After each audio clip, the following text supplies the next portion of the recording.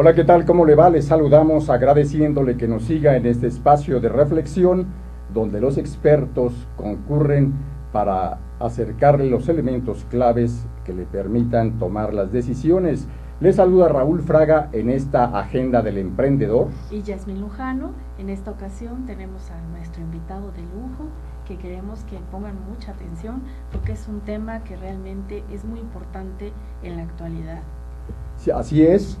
Y el día de hoy nos acompaña, y agradecemos mucho, un verdadero experto, consultor en asuntos de seguridad, de inteligencia, que va a acercarle a usted una opinión autorizada. Es el maestro Carlos Ramírez Acosta, criminólogo y criminalista, que ha estudiado en el Instituto Nacional de Ciencias Penales, en el Instituto Nacional de Administración Pública y también tiene cursos en el extranjero. Carlos Ramírez Acosta es experto en prevención e investigación de fraudes corporativos. Es miembro de diversas organizaciones internacionales de prevención, inteligencia y seguridad. Cuenta con más de 35 años de experiencia. Él es coordinador del Comité de Cibercriminalidad en la Asociación Latinoamericana de Profesionales en Seguridad Informática AC, conocida como ALAPSI, Capítulo México, y también es coordinador del Comité de Investigaciones en ASIS, la principal red profesional del mundo en temas de seguridad y protección. A la par, es director socio de la firma Prisma Consulting Latinoamérica. Carlos Ramírez Acosta, agradecemos mucho el privilegio que nos otorgas de acercar tus muy vastos conocimientos que mucho ayudarán a quienes nos siguen en este espacio de la televisión digital. Muchas gracias. Yasmín, buenas tardes. Raúl, muchas gracias. A las órdenes de ustedes y justo con el espectador que nos ve o los ve cada semana, entiendo. Así es. Vamos a compartir aquellas cosas que les puedan dar alguna luz o información útil y que pueden llevar a terrenos prácticos en esos campos de la investigación, la seguridad, la protección, la inteligencia y tanto que hacer. Así es. Y más en este momento en México. Y que son temas que de manera conjunta forman el capítulo de atención especial en la agenda nacional, pero también en el contexto de la realidad y problemática global de estos tiempos. Carlos Ramírez Acosta, de entrada te agradeceríamos que nos presentes muy breve un diagnóstico de cómo se presenta la situación en este crecimiento desbordado de las actividades delictivas y el altísimo impacto que han tenido sobre todo en organizaciones empresariales y, por supuesto, también en la percepción colectiva y en las instancias gubernamentales. Sí, con gusto. El panorama lo vemos nosotros de este lado, quienes atendemos tareas de investigación y prevención en la parte pública, en la parte privada, complicado, en México, en la región, y si no es un tema ajeno al continente, pues también diríamos que pues desde Alaska hasta la Patagonia tenemos problemas importantes que nos vinculan en el continente y también con los europeos, ¿no? Entonces, esto de la globalización llegó hace tiempo a México y las propias bandas criminales han estado insertas de hace muchísimos años en esas redes vinculantes con los crímenes violentos y los no tan violentos, los fraudes, que es un tema que quizá valga la pena ir abordando y conociendo un poco más. Por supuesto. Porque la parte visible, la parte de sangre, esa la conocemos hace muchos años, pero sí. Esa otro color no tan rojo como los fraudes está también sangrando en un distinto esquema las empresas en este país. Sin embargo, también vemos alentador y hay una serie de oportunidades importantes en el tema de la inseguridad. Están creciendo cada vez más empresas privadas que están acercándose a la parte pública para colaborar de manera coordinada, con mejor comunicación y tratar de trabajar en una sola agenda de seguridad nacional, buscando el famosísimo tema de la seguridad humana. Claro. Que lo estamos tratando de encontrar desde 1945 del siglo pasado, ¿no? De la Segunda Guerra Mundial. El panorama entonces concretamente es un panorama complicado, difícil, retador, desafiante, y esa es la parte que nos motiva a los que estamos del lado de los buenos a perseguir a los malos. ¿Cómo ha cambiado el fraude ahora con las nuevas tecnologías de información y comunicación? Ha evolucionado. La transformación es natural, como la misma tecnología es natural en su crecimiento. El siglo pasado, a mediados del siglo pasado, digamos en 1940-50, se crean los grandes modelos sociológicos, criminológicos y de prevención del delito y la parte de cuello blanco, por dos autores norteamericanos, dos sociólogos criminólogos en la famosa escuela de Chicago. Cierto. Y quizá recordemos que en los años 40, poco más atrás, una década o dos atrás, 20, 30, 40, esa escuela de Chicago generó en el mundo occidental muchos investigadores muy importantes que dieron origen a grandes conceptos. Por ejemplo, de esa época, lo que hoy conocemos como crimen organizado es creado en esos años. Y en la parte del fraude se da una situación muy curiosa, porque cuando se define la palabra crimen organizado y aparecen los fraudes, en medio un autor, sociólogo norteamericano, crea el concepto de cuello blanco, delitos de cuello blanco. Una alusión que en aquellos años se hacía típicamente a las empresas como las plantas armadoras de autos, que tenían dos plantas, en la planta baja los obreros, en la planta alta estaban los oficinistas, y cuando se daban conductas ilícitas o robos internos, pues no había una explicación lógica de cómo es que los números no checaban, sumando toda la serie de desarmadores perdidos y taladros y martillos, era muy poco el daño con respecto a lo que reflejaban los números de la empresa. Hasta que a alguien se le ocurrió, oye, ¿por qué no preguntamos a los que están ahí arriba, aquí, los que tienen la camisa blanca y la corbata negra, ¿no? Esos delitos de cuello blanco. Esos delitos de cuello blanco que se orientaron más al tema de fraudes, también tomaron conceptos como delitos de cuello dorado, los políticos, claro, delitos de cuello caqui, los militares, delitos de cuello azul, los policías, y los delitos de cuello púrpura, el clero. Así es. Los padres, con lo que tenemos hoy en día del abuso desmedido de algunos padres a los infantes, a los chiquillos, a los chicos. Ahora bien, viene la era de la información. Hoy tenemos las famosas TIC, las tecnologías de información y comunicaciones, y si bien antes comentábamos de delincuentes de cuello blanco, en el año 2000 yo estaba trabajando para los bancos, para un banco muy importante mexicano, y dejamos de, digamos, del 2001 al 2005, yo venía etiquetando a los delincuentes informáticos comparado con los delincuentes de cuello blanco como delincuentes de pijamas y pantuflas. Claro. Porque salir de casa, conectándose a la red, así como se levantaran con los pelos parados de punta, operando a través de las comunicaciones. Lo grave es que hoy en día, a diferencia de hace 15 años, 12 años, donde lo que se buscaba era el poder romper candados de seguridad normales en un sistema, hoy no solamente es eso, hoy es dinero, hoy es buscar también el daño patrimonial económico. Y la principal amenaza, en la cual varios investigadores globales se han puesto de acuerdo, no es tanto el atacar o el llevarse el equipo o sistemas o la información, sino hacer el uso del poder de cómputo, que usan la famosa Internet de las cosas. Hoy muchas cosas están conectadas a la red, y ese se llama el concepto Internet de las cosas. Un refrigerador, una licuadora, muchas cosas. Ese poder de procesamiento orientado hacia la finalidad criminal es extremadamente peligroso. Y bueno, ya lo vimos con las noticias de Sony, con lo que le pasó aquí a Liverpool en México. Claro. ¿Qué evolución ha tenido ahí? Pues importante, el alcance es muy peligroso, y eso también ha provocado que del lado de la ley se estén creando aparatos muy sofisticados de investigación y de prevención para poder contener algo que no podemos hacerlo tampoco de manera desarticulada, porque esto es la red, ¿no? Es una red. Tienes razón. No es una cuestión vertical. Es cierto. Carlos Ramírez Acosta, en el año 2004 tuve el privilegio de coincidir contigo en Cancún en el congreso organizado por la Federación Panamericana de Empresas de Seguridad Privada, donde se congregaron los grandes especialistas latinoamericanos que planteaban cuál era la situación en ese año 2004, y se decía, entre otras cosas, en ese evento organizado, entre otros por el comandante José Luis Rojo Yaraví, que en México no existía el marco legal adecuado como para poder hacer frente a las nuevas expresiones de la tecnología del delito, de la ciberdelincuencia que empezaba entonces. Se mencionaba también que era muy importante empezar ya a trabajar con los tomadores de decisiones para que fuera estructurándose este marco jurídico normativo que se requiere.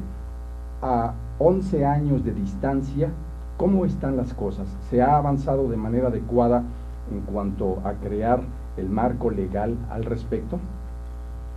Se ha avanzado, no de manera adecuada, sí de manera útil, sí. Falta muchísimo más, pero justamente hace unos días tuve la ocasión de un buen amigo que conocemos, Raúl, tú y yo, de hace años, que actualmente es un mexicano que inserto en servicios periciales en la PGR, que es el director de cómputo forense del Estado mexicano, y que en el 2004 también, por ejemplo, venía él de una carrera exitosa trabajando con esta disciplina de cómputo forense que estaban haciendo en México. Sí. Él en el 2008 lanzó una obra, escribió una obra que se llama Cibercriminalidad, sí, y hace 2 semanas justamente él tuvo ocasión de obsequiarme ejemplares de la nueva obra que se llama Cibercriminalidad, que es el mejor trabajo que está documentado en este país para justamente responder a esa pregunta que tú nos haces. En esta obra se recogen puntualmente las diferentes normatividades privadas y públicas, sí, que están vinculadas con temas de informática, de sistemas y de comunicaciones en México, orientadas a la investigación criminal y a la prevención del delito informático. ¿Qué falta? Mucha concienciación, falta mucho trabajo fino para que también los jueces, los magistrados, los ministerios públicos conozcan este tipo de alcances de una manera muy accesible. Eso también hay que entenderlo así, porque hoy es una época de unos y ceros, de bits y de clics, ¿no? Claro. Cuando uno habla con los personajes de la justicia mexicana de ese nivel, de ese alto nivel, necesitamos acercarnos un poco más y facilitar esa información para que podamos diáfanamente orientarles en un solo lugar. ¿Ese lugar cuál es? Los pillos. Cuando ellos voltean allá y ven que la parte privada y la parte pública no se ponen de acuerdo, pues están felices. Pues mira, esto sigue afectándolos. Para cuando ellos se entiendan entre sí, van a pasar muchos años. Concretamente, sí ha habido un avance, no es suficiente, pero el avance creo que tiene buena perspectiva. Hemos estado también pensando que este trabajo de este mexicano, sí, es muy joven, vaya a trascender fronteras. Ya tuve ocasión de hacer referencia del mismo libro la semana pasada en Centroamérica y Sudamérica. Valdría la pena que compartieras su nombre con... Sí, como no, es el ingeniero, hoy maestro Oscar Lira Ardiaga. Así es. Que también pues ha tenido una preparación con fuerzas del orden en Estados Unidos, sí, en Europa, pero lo más importante de él es la experiencia práctica. O sea, él es un hombre de trabajo de campo, empíricamente, y conoce mucho la parte teórica, ¿no? Está aspirando a la educación de un doctorado sobre estos temas. Entonces tendremos en México una persona que además tiene hacia abajo colaboradores que están tomando la misma simiente de él, y que en unos 3 años tendremos en este país, por el lado de la autoridad, sí, personas muy calificadas. En la parte privada también, en la parte privada pues lo vimos la semana pasada con la forense que llevó a cabo el doctor Manuel Arroyo, que el tema central fue la parte cibernética, sí, y el año 2016 ya está como que visualizado que el tema central será cibercrimen en 2 vertientes, prevención e investigación, para que el ciudadano entienda que también le toca una parte muy importante, ser consciente de cómo él participa en la seguridad con los privados y con los particulares y con los entes públicos. ¿Hubo algún cambio cuando se destapan estos 2 señores, que es Assange y Snowden, y sacan mucha información y bueno, todavía la siguen sacando a la red? ¿Hubo algún cambio, alguna protección de los gobiernos o no? Yasmín, la pregunta muy interesante y muy actual, muy actual. De entrada de Snowden, pues con su documental que le están creando, se va a llevar el Oscar, ¿no? El caso Snowden, Assange, es el equivalente de lo que pasó en el 2001 con el derribamiento de las Torres Gemelas. Claro. es un hito histórico.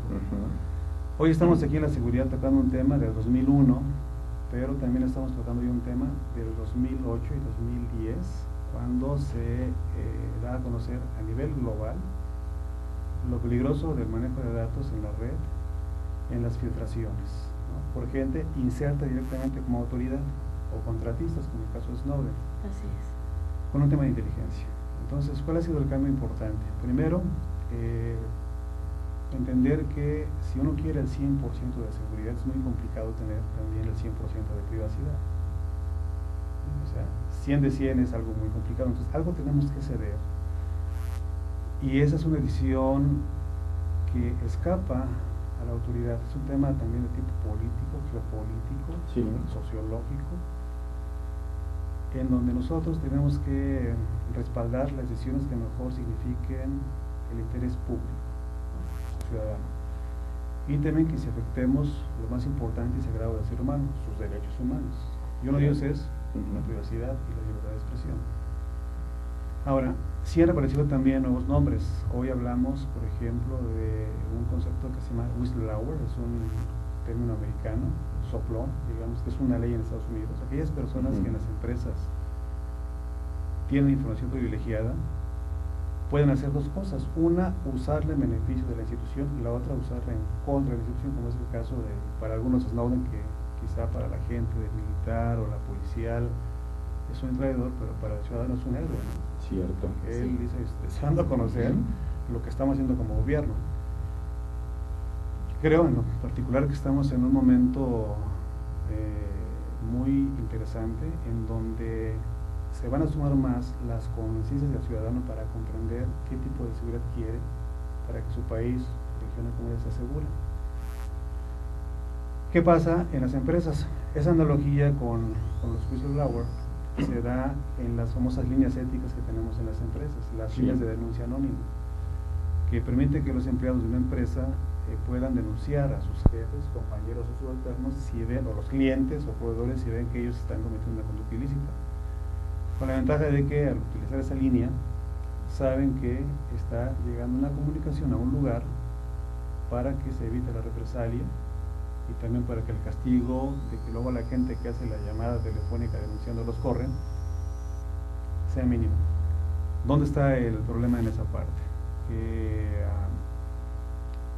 Quien dirige, quien coordina los esfuerzos de una línea ética, al no estar bien implementada esta herramienta o este sistema de aviso y de alertamiento a los directivos de la empresa, llegan a conocer quién hizo el aviso de que uno de ellos puede ser implicado. Entonces, los recursos humanos o los abogados mandan llamar a la persona que mandó el aviso y dice, se supone que es una línea secreta, ¿no? Sí. Si nos damos cuenta, no es un tema del problema de la línea, es un tema de la aplicación del concepto. La línea es buena. Yo creo que también veremos pronto un crecimiento muy importante en México de las líneas de denuncia. ¿Por qué? Con el tema de la corrupción, que es el gran tema que tenemos en este país. Y la impunidad. Sí. Cierto. Delito que no se sancione se repite. Así es. Entonces, hoy en el mundo, cuando tenemos indicadores como Transparencia Internacional, que tiene ya 15 años, hoy, 2015, es un abogado peruano quien está a cargo como director de Transparencia. Originalmente, un abogado alemán, un doctor en Derecho, que dejó el Banco Mundial, lanza estos indicadores que son referentes mundiales para los países. Omar, ¿cómo estamos en temas de corrupción? México está muy mal calificado, América Latina está muy mal calificado, pero América Latina, afortunadamente, países como Uruguay o Chile han hecho un trabajo destacado en 10 años. Costa Rica, un país pequeñito que tiene 5,5 millones de habitantes, y nosotros con 120 millones aquí, más los 30 que están allá afuera, no hemos logrado costar trabajo, y también que alcancemos un nivel razonable de control de la corrupción, ¿no? Y el esfuerzo que está haciendo el gobierno, pues, hoy en día es interesante. Esas 4 patas a las que ha hecho alusión son necesarias, que bajarlas del cerebro al músculo de la acción. O sea, no tiene que quedarse acá. Nosotros tenemos que exigir como ciudadanos: te voy a cuidar las manos. Recordemos como cuando también, pues fíjense la parte histórica interesante de Venustiano Carranza, después de la Revolución Mexicana, le ordena a sus militares que, para evitar otro levantamiento armado en México después de la Revolución, pudieran ellos acudir a las casas y bajo la sospecha de que alguien tuviera armas, tocar y entrar, ¿no? Y eso, ¿qué pasó? Bueno, eso dio nacimiento a la famosa palabra carrancear, ¿no? Porque llegaban las personas, ahí vienen los constitucionalistas y decía la población, ahí vienen los con sus uñas listas, ¿no? Exactamente. Entonces, eso, 100 años después, eso fue en 1915, hoy estamos en el 2015, prácticamente es lo mismo, nada más más grandote, maximizado por las redes sociales. Y dice, tienes toda la razón. Vienen a carrancear, cuidado, cuidado. ¿Cómo no? Y además tocas un tema fundamental que nos permite comentar cómo sería en 1959 cuando llega la primera computadora a México, traída por la entonces Dirección General de Estadística, el antecedente de lo que después sería el INEGI, y que a los pocos meses el Instituto Mexicano del Seguro Social y la propia Universidad Nacional Autónoma de México empezarán también a crear cuadros capaces, profesionalizados, para manejar estos nuevos y relucientes aparatos que sonaban en aquellos años 1959, algo sumamente raro. Después la Comisión Federal de Electricidad y el Instituto Politécnico Nacional, al igual que el Instituto Tecnológico de Monterrey, de Estudios Superiores, el TEC, vendrían a darle un impulso poco a poco.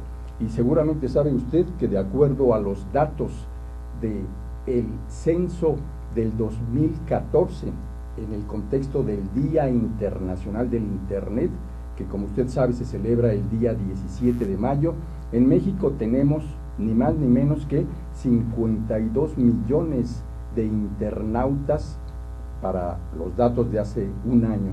Habrá que estar muy atentos cuáles son las cifras que se arrojan en el 17 de mayo del 2015. ¿Y qué le parece? Sin duda información muy muy importante, de atención especial para la toma de decisiones, que a usted mucho le sirve. Vamos a invitarle a que continúe con nosotros después de una pausa. Regresamos.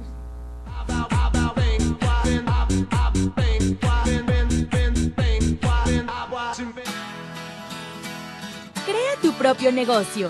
Haz realidad tu proyecto. Comparte ideas para ganar dinero. Impulsa y entrena tu talento. Procura emprendimientos rentables y con futuro. Empieza hoy. Dayman, la receta del éxito. Dayman, por más de 7 décadas y con presencia en más de 9 países, se ha consolidado exitosamente como una empresa que desarrolla, fabrica y distribuye colorantes, saborizantes y productos alimenticios por excelencia. Nuestros productos abastecen a una amplia industria dedicada al manejo de alimentos micro, pequeña y de media a grande escala, ya que estos cumplen con altos estándares de calidad a nivel nacional e internacional y están elaborados para satisfacer las necesidades del mercado y gustos de nuestros consumidores. Nuestro principal objetivo es brindar un producto de calidad que nos permita mantener la lealtad de nuestros clientes y consumidores, excediendo sus expectativas de servicio. En Dayman desarrollamos la creatividad e impulsamos al máximo nuevos negocios. Dayman, proveedores de color y sabor por excelencia. Con Trujillo Betanzos y Asociados, tus proyectos están en buenas manos. Trujillo Betanzos y Asociados te ofrece servicios de fe pública en materia mercantil, asesoría legal, contable, fiscal y de negocios, litigio civil y mercantil, evaluación y asesoría financiera y área académica, porque nuestros clientes son nuestros mejores amigos.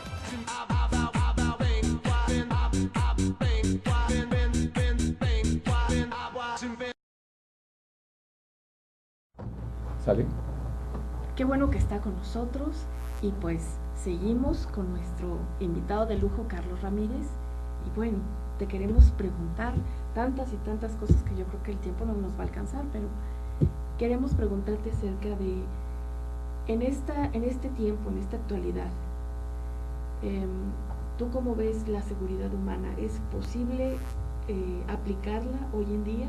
¿O qué es lo que está ocurriendo para que no se esté actualizando esto o no se esté aplicando? Primero entender también que el concepto como tal es lejano para muchos mexicanos. En esencia, seguridad humana como concepto nos remite mucho a lo más elemental que son derechos humanos, pero si lo vemos como derechos humanos se entiende más fácilmente que como seguridad humana. Sí. Solo que también tantas etiquetas a la seguridad física, lógica, seguridad patrimonial, seguridad cibernética, todo es seguridad. Hoy estamos en el año de la seguridad, ¿no? Seguridad humana. Y bueno, pues es el pináculo de este esfuerzo que estamos haciendo los seres humanos en el planeta.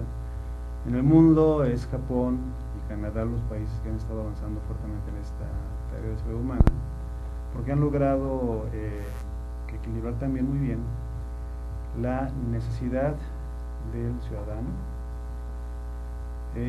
la corresponsabilidad del mismo con la autoridad y también el nivel de conciencia. No es un tema de conocimientos, es un tema de conciencia, no es un tema de intelecto aplicado a quien tiene mayores teorías, es un tema de necesidades humanas, ¿no? Y en México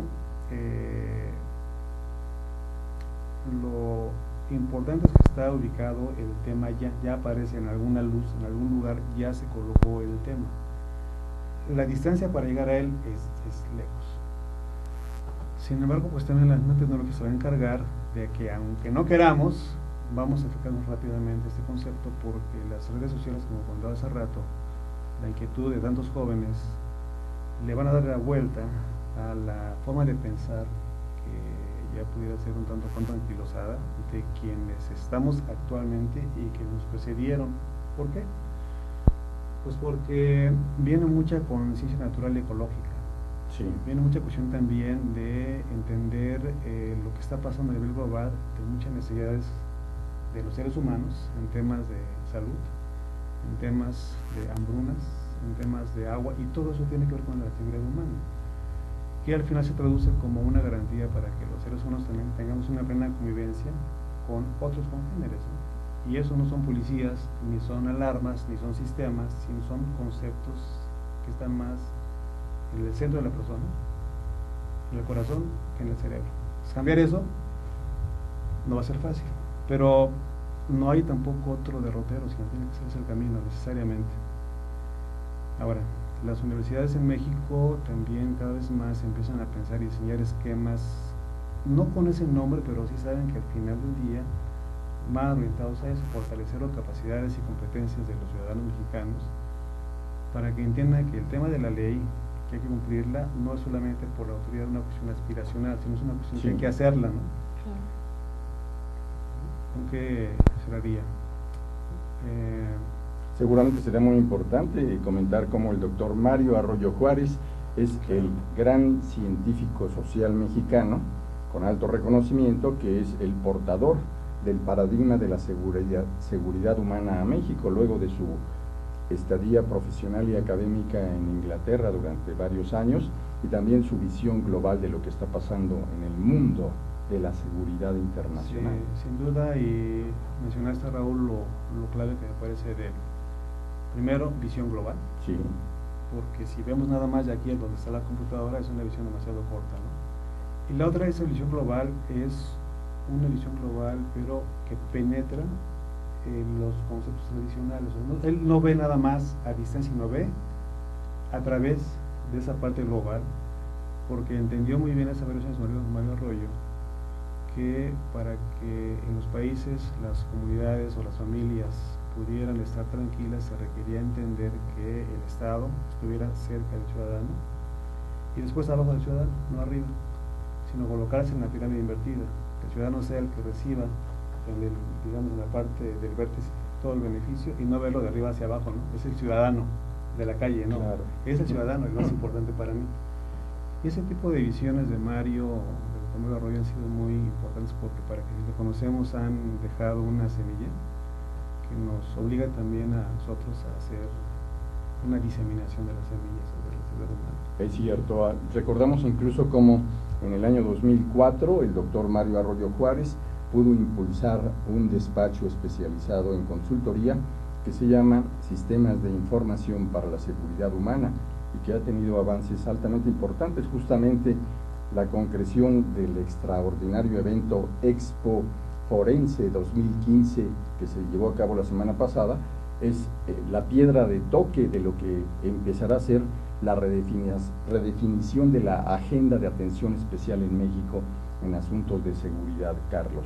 Y por cierto, también te quiero preguntar sobre un tema de alto impacto y vulnerabilidad para los intereses nacionales, el tema de la inteligencia como labor estratégica como razón misma del Estado. ¿Qué nos dice sobre el estado de cosas al respecto? Diría también que, escuchándote, Raúl, con lo que tú mencionas, que eres un conocedor de estos temas de muchos años, colocas las palabras igualmente adecuadas de estrategia para el Estado. Cuando falte información surge la especulación en cualquier cosa. Cierto. Y si bien de hace muchos años lo que hacen las tareas policiales, judiciales, es inteligencia, no lo llamamos así porque era una palabra que estaba estigmatizada en México, en América Latina. ¿Qué digo yo ahí? Bueno, hay que tratar esta palabra, que es muy importante. Hay que desmitificar y desmistificar, o sea, quitar el mito y el misterio a la palabra inteligencia. Hoy, tanto la parte pública ha hecho avances notables, no es un tema de espionaje, es un tema de cómo aprovechamos justamente la información para que los que van a tomar decisiones sean certeras, ¿no? Hay muchas metodologías, que la israelita, que la americana, que la rusa, que la inglesa. Todas son muy importantes, tenemos la mexicana, la nuestra, ¿no? En el tema de manejo de la información, hay mucha mayor conciencia de ello en México y conocimiento y metodologías que están ya aplicándose y están sobre todo conectándose con resultados, o sea, el esfuerzo conectándolo con un resultado. Antes eran esfuerzos que se daban dinámicamente, pero no había resultados. Hoy, ¿cómo nos damos cuenta? Por ejemplo, con el famoso concepto de cero tolerancia, que está vinculado con el tema de inteligencia. En Colombia, nuestro país hermano colombiano, ellos crearon, valiéndose de esa tolerancia, una cosa que se llama cero violencia. Cero violencia es hacer uso de inteligencia. Y también en ese tema aparece mucho la palabra de lealtad, ¿no? Y por ahí viene a memoria esta famosa frase de más vale un gramo de lealtad que un kilo de inteligencia. ¿Qué quiere decir esto en las autoridades? Bien entendida, bueno, pues que la información como tal tiene que aprovecharse, pero para poder ser leal a la propia ciudadanía, a los valores y principios de la nación, y de la nación al seno familiar, ¿no? Entonces, yo celebro con gusto que tengamos el CISEN, tengamos el Estado presidencial, tengamos las Fuerzas Armadas.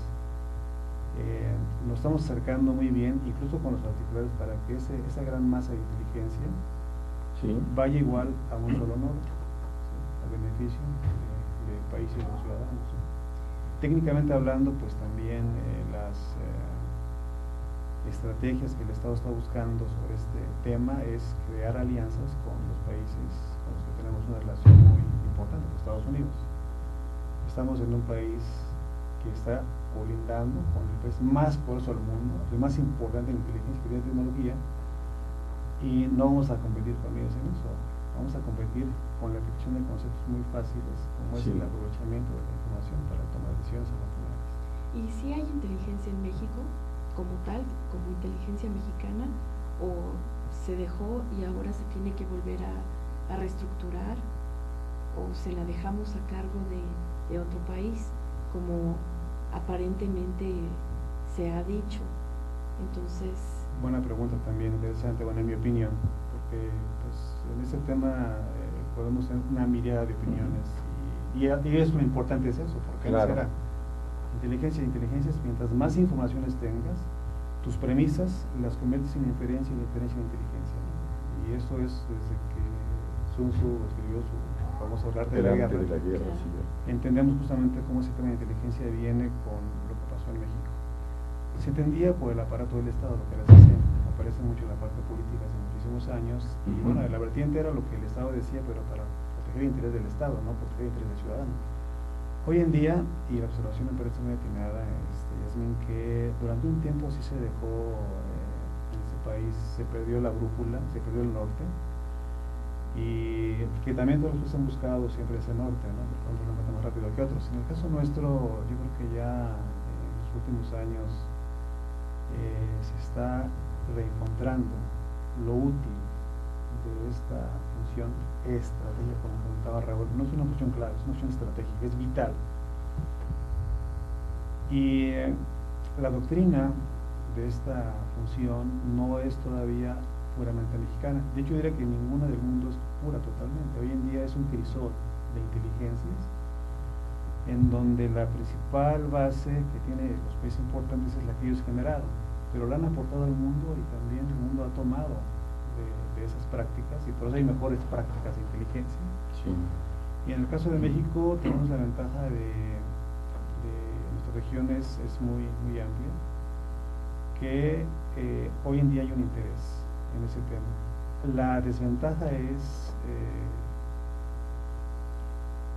que en la parte política todavía se puede arropar por un partido esa área clave, y eso, en lugar de que avancemos, nos puede dejar en un punto coyuntural de atraso, ¿no? Así es.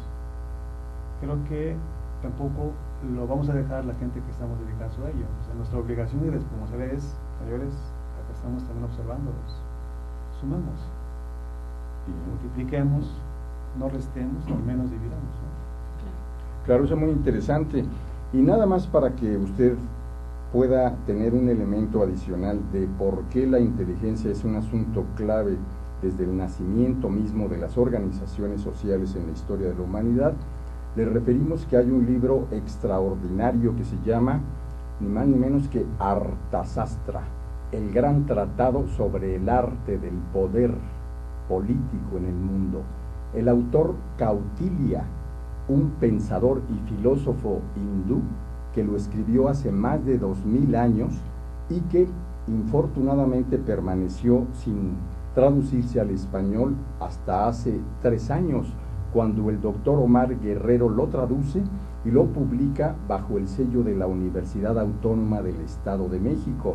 Sería muy interesante que reeditaran Arthasastra, porque nada más le referimos que en el prólogo dice Max Weber: frente a Arthasastra, el príncipe de Maquiavelo es cosa de párvulos. Imagínense la importancia histórica que tiene este fundamental libro, donde usted no nada más encontrará temas centrales como la inteligencia, sino toda una serie de componentes claves para el ejercicio del poder. Carlos Ramírez Acosta, te preguntaría también sobre los actuales tiempos donde la agenda de amenazas y desafíos que se enfrentan tiene que ver con la era de la ciberdelincuencia.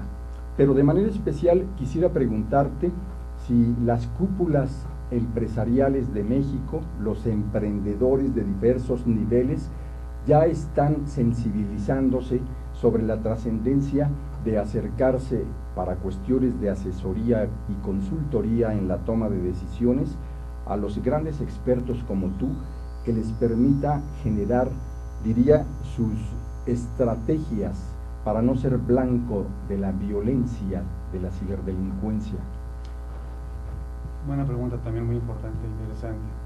Sí, definitivamente sí, hoy los corporativos como tal, las empresas importantes que tenemos en el país están muy conscientes porque han sufrido embates delicados en los últimos años y meses. Y no solo están acercándose a los particulares, sino también a la parte pública. Ya identificaron que en la parte pública hay el recurso en algunas áreas que tienen el conocimiento experto para esta tarea, ¿no? Ahora estamos en el 2015, ¿no? Y recordemos que cuando surge esta palabra ciberespacio fue en 1981, en una obra que se llamó El Neuromante. Se llama Neuromante. Esta obra, William Gibson hace referencia de ella. Hoy es ciberespacio, cibercrimen, ciberpolicía, hoy es ciberterrorismo, sí, ciberdrogas, sí, todo es ciber, ¿no? Ciberpadres, ¿no? Y no existen como tal, diríamos que nuevos delitos, sino que lo conocemos como delitos, el robo, la violación, el asalto. Ahora con la tecnología lo que ha pasado es que se han estado haciendo estos delitos, pero con tecnología, porque esta discusión en donde las empresas o los particulares decían, bueno, es que no tenemos un código penal, por ejemplo, que hable del ciberdelito, ¿no? Son los delitos pero cometidos con la tecnología. Y sí hay conciencia porque los daños son severos en la parte patrimonial, económicamente, en algo más grave que en la parte económica, en la imagen de la empresa. Imagen más desempeño es igual a reputación. Buena imagen, mal desempeño, mala reputación. Mala imagen, buen desempeño, mala reputación. Entonces, buena imagen y buen desempeño para que tenga reputación. Y las empresas lo han utilizado en el concepto de riesgos. Hoy, mientras en la autoridad se entiende mucho el tema delictivo, en la parte empresarial lo que buscan son riesgos, es cosas que no han pasado. Sí. No cosas que pasaron. En alguna época en México, recordemos que las empresas, de alguna manera importantes, venían teniendo sendos cuerpos de investigaciones internas, ¿no? Cuerpos de seguridad paralelos a los del Estado. Efectivamente, en alguna época eso era una forma de trabajar en este país. Hoy eso es un delito, pero era una manera de hacer las cosas. Hoy en día, muchos años atrás, este comportamiento empresarial dice, bueno, mi trabajo es prevenir. Yo trabajo con alertas, no con alarmas. Las alertas son preventivas, las alarmas son correctivas. Entonces, que la autoridad haga su papel y nosotros el nuestro, lo cual es prevenir, alertar más que alarmar. Y para ello tienen que trabajar mucho con la conciencia de su personal, no únicamente en cuestiones de normatividad. De hecho, no se necesitaría tener una política de prevención, sino una conciencia de prevención de que eres honesto, la ética. Le llaman tono ético. Sí. Hoy a las empresas se le llama tono ético cuando los principales de la empresa ponen el ejemplo y de ahí para abajo se tienen que comportar igual. Si tenemos un pillo en la cabeza, pues no podemos esperar que tenemos en la familia hacia abajo, ¿no? Entonces, si tenemos un pillo en el poder, el que sea, pues su estructura va a estar contaminada. Pues hoy en día, eso, es un iPad, un iPhone, una computadora, son simples instrumentos que utilizados de manera indebida vas a generar cosas indebidas. Sí. O sea, de manera apropiada vas a tener cosas apropiadas, ¿no? Hoy el ciberespacio es el nuevo hogar de la mente. ¿Sí? Y en ese sentido yo tengo un lema que creo en la firma que yo dirijo, que para mí es inteligencia, prevención, seguridad, protección, investigación. Mi lema es: al prevenir se corrige y al corregir se previene. Es un ciclo. Claro. Si eso lo haces, promueves la rentabilidad, ¿no? En automático. Es un juego de palabras, pero que entraña mucho lo que buscamos ya del lado particular. El secuestro, el asalto bancario, el robo de transeúnte, el robo de vehículos, la extorsión telefónica. Cambia de las famosas tecnologías de información a tecnologías de información y comunicaciones, porque tenemos las redes sociales, ¿no? Yo lo hago también con una metáfora que he comentado mucho en algunos lugares, que le llaman la metáfora de la monja. Imaginemos una escuela secundaria de muchos adolescentes que saben que en la escuela de monjas a un lado, a las 7 de la noche, ellas están bañando y terminan de bañarse, y de donde ellas se asean su baño a su dormitorio hay 10 metros. Saben ellas que a las 6 de la tarde pueden estar pegados los jóvenes ahí con los cristales viendo si pasan desnudas las monjas, ¿no? Sí.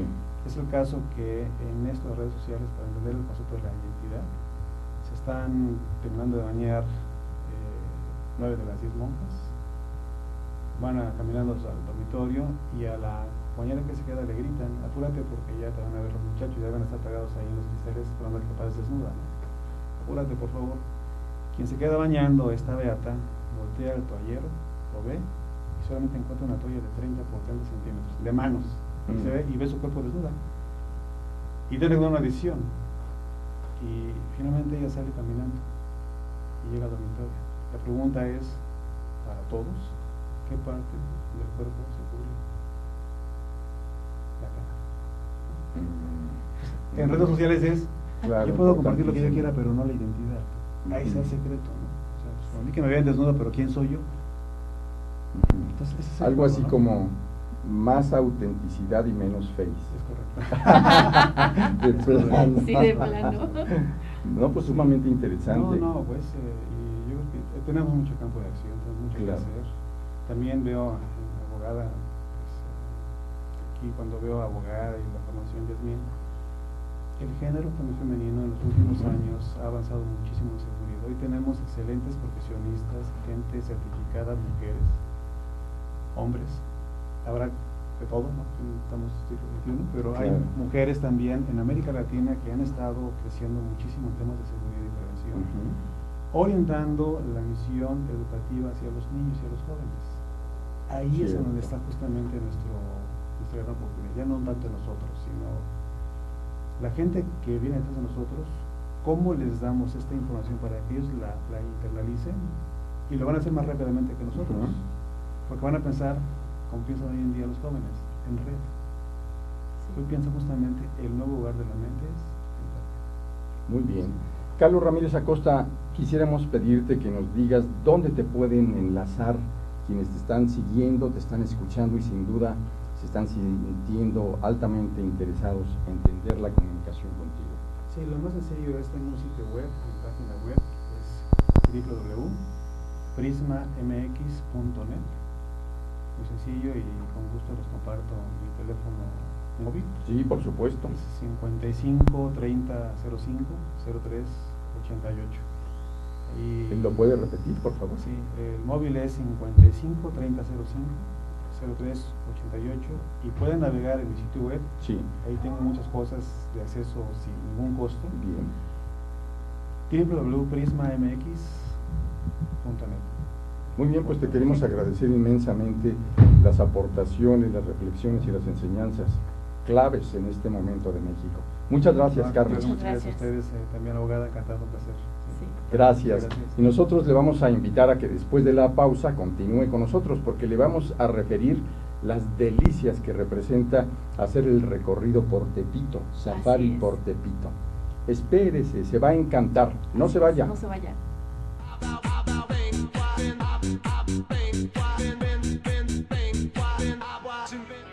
En Dayman contamos con 3 centros de distribución en México, ubicados en las ciudades de Guadalajara, Puebla y México. Distribuimos al interior de los Estados Unidos por medio de un centro de distribución ubicado en la ciudad de El Paso, Texas. Atendemos Centro y Sudamérica con apoyo de nuestro centro de distribución en Lima, Perú. Actualmente comercializamos nuestros productos en España a través de nuestro distribuidor ubicado en Madrid, lo que nos permite ser una empresa de talla internacional, dispuesta a servirle y brindarle asesoría para el óptimo uso de nuestra amplia gama de productos. Cabe destacar que todos los productos elaborados en Dayman se fabrican con ingredientes aprobados por la Secretaría de Salud en México y FDA en Estados Unidos.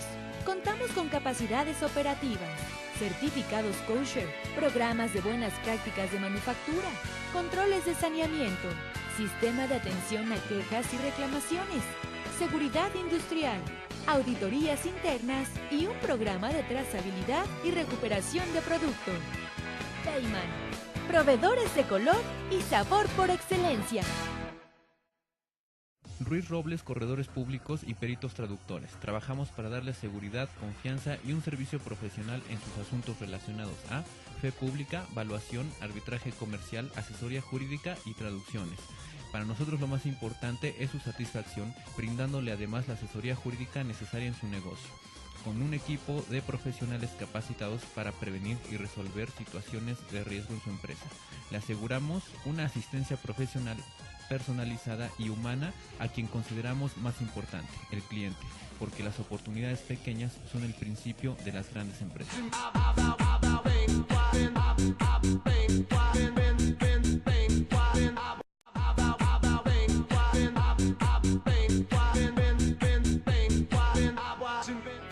En Dayman contamos con 3 centros de distribución en México, ubicados en las ciudades de Guadalajara, Puebla y México. Distribuimos al interior de los Estados Unidos por medio de un centro de distribución ubicado en la ciudad de El Paso, Texas. Atendemos Centro y Sudamérica con apoyo de nuestro centro.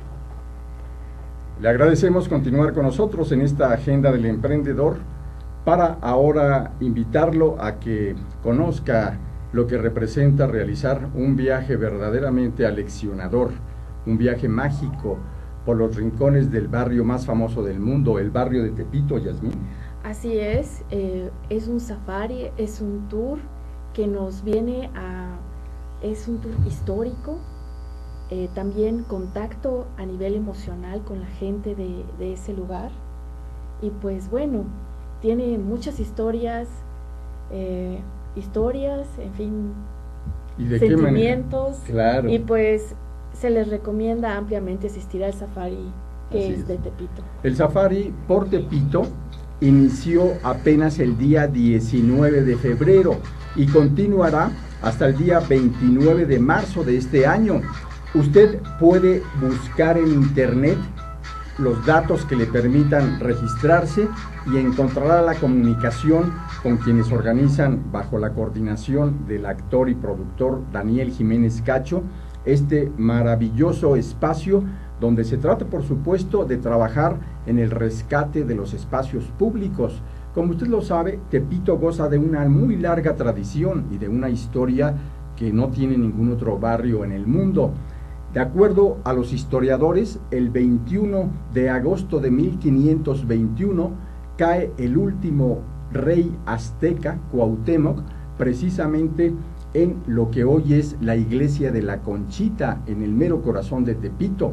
Y ahí hay una placa que dice: el 21 de marzo de 1521 cayó el último rey azteca Cuauhtémoc, y desde entonces este sitio se llama Tequipeucan, que significa en náhuatl el lugar donde empezó la esclavitud. Al paso del tiempo, Tepito será el nombre como identifican esa zona, luego de que hubo algunos cambios de Tequipeucan a Tequipe y después como Tepito. Por supuesto, también hay otras versiones que indican que el término tepitón es un término náhuatl que significa viejo, cosa vieja, fierro viejo, y que era la zona donde se mercadeaban en aquella época, mediante el trueque, por supuesto, en la época prehispánica, todo tipo de cuestión o de cosas de segunda mano.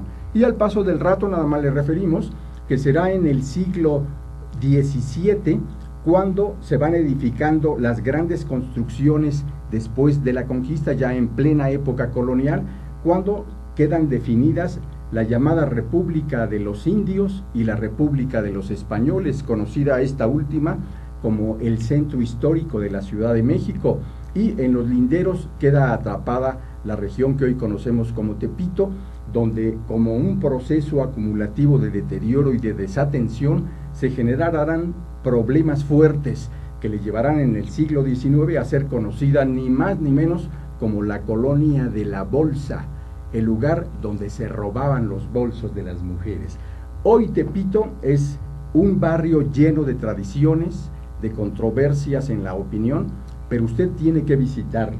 Así es, también se le llamó un lugar, bueno, su lema Barrio Bravo lo adquiere en el siglo XVIII, cuando es la invasión de los estadounidenses a México, y pues el único lugar donde no pudieron entrar los estadounidenses fue precisamente este barrio, Tepito, porque se defendieron con rocas, con aceite, con todo lo que pudieron, y eran tan bravos que por eso se les puso Tepito, Barrio Bravo. Bravo.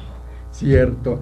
También le comentamos que para nosotros fue un privilegio que mucho agradecemos el haber realizado la semana pasada un recorrido por este safari en Tepito, en donde congregados periodistas de diversos medios impresos, electrónicos y digitales tuvimos la enorme oportunidad de adentrarnos, en mi caso una vez más, ya anteriormente como periodista había tenido el privilegio de acercarme y conocer nuevamente las atmósferas de las familias, las vecindades, las zonas del comercio, entrar a la mítica vecindad Casablanca, esa donde vivieron los protagonistas de la novela de Oscar Lewis, Los hijos de Sánchez.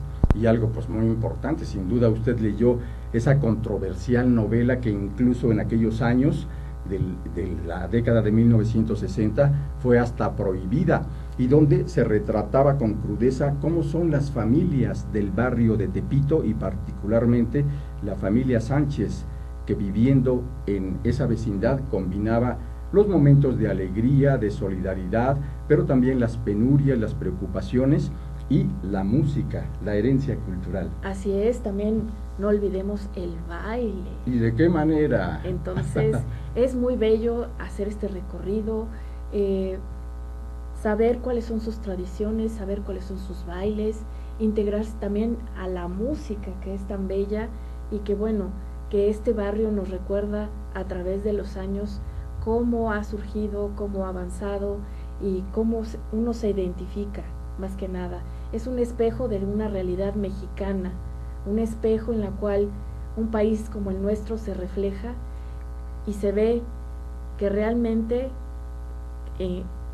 cómo estamos.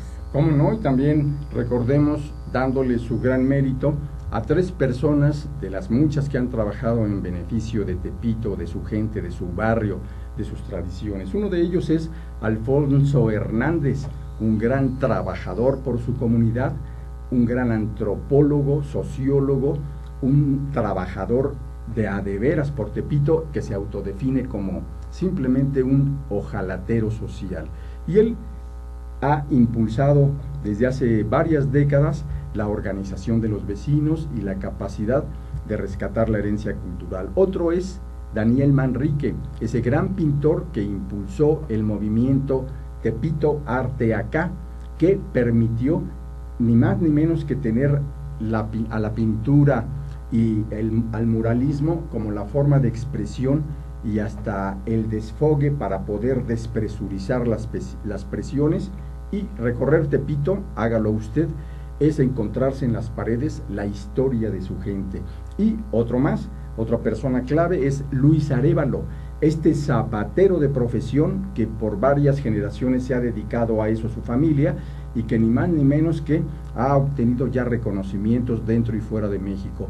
Tepito, por lo tanto, en este recorrido en el safari es una oportunidad de acercarse y habremos de decir que en el verano del año 2013 la directora Adelheid Rosen y el dramaturgo Tito Muncelar realizaron un taller para sensibilizar a algunos actores recién salidos de las aulas sobre la nueva oportunidad de generar espacios en la cercanía directa con los habitantes de Tepito. Esto daría lugar, con la coordinación de Daniel Jiménez Cacho, de empezar en términos de proyecto, diría que a ver si pegaba, la oportunidad en el 2013 de generar esta primera, diría, exploración con resultados tan importantes que en el 2014 el Safari por Tepito se abre y hoy en su tercera edición le permitirá a usted ni más ni menos que acercarse a conocer algo clave, a probar su comida. Así es.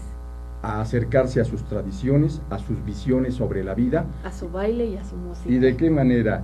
Y además se lo decimos, usted recorre a pie los lugares más recónditos de Tepito, pero también se sube a las motocicletas, donde tiene la oportunidad de ir recorriendo lugares tan importantes que tienen mucho que ver con las tradiciones, como la adoración a la Santa Muerte, como las vecindades más, diría, representativas del barrio, pero también las zonas donde el comercio está a todo lo que da.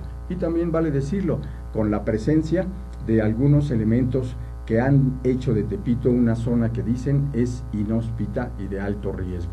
Nosotros tuvimos el privilegio de recorrerlo y por eso hoy le invitamos a que, si vio Crónica de Castas, esta maravillosa obra que bajo la coordinación de Jiménez Cacho se grabó en Tepito y se difundió en el Canal 11 del Politécnico Nacional, hoy se acerque más allá para que conozca y sepa qué piensa y cómo viven los actores claves de Tepito, que se combinan con la población misma. Por eso agradecemos mucho a los actores que nos recibieron y a las personas que, viviendo en Tepito, abrieron sus puertas: a Mónica, Martín, Raúl, Silvia, Anilú, Diego, Mayra, Alejandra, Julieta, Patricia, Irene, Úrsula, Marina, Noé y Lourdes. Muchas gracias de verdad por este espléndido acercamiento que nos han permitido en el Safari por Tepito.